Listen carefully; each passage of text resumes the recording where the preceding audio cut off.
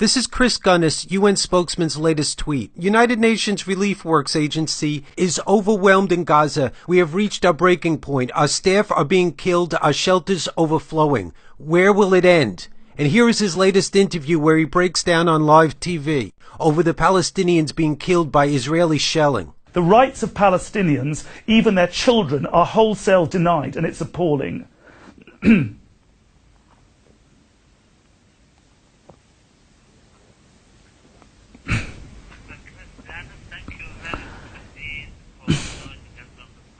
My pleasure.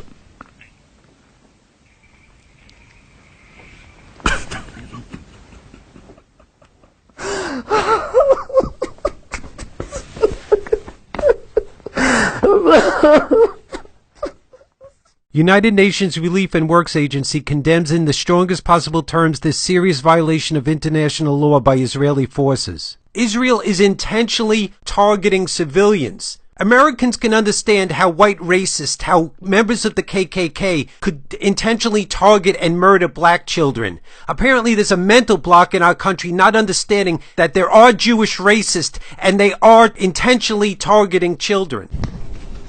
This situation is only getting harder, kids are being targeted, and the international community stands silent. Please use the YouTube tools to share this video with everyone you can. The world needs to understand, especially the American audience, that Israel is intentionally murdering Palestinians. And see my prior video. There's been a massive misrepresentation and suppression of basic facts in order to fool the American people about what Israel is and what Israel has been doing. It's time to change the fundamental understanding and relationship of the American people to the state of Israel. Please use the YouTube tools to share this playlist, including videos by Rabbi Weiss and other examples of media manipulation and suppression. Let's not allow the deaths of all those Palestinians to be in vain. Challenge the lies that the American people have been fed about what Israel is about and what Israel has been doing.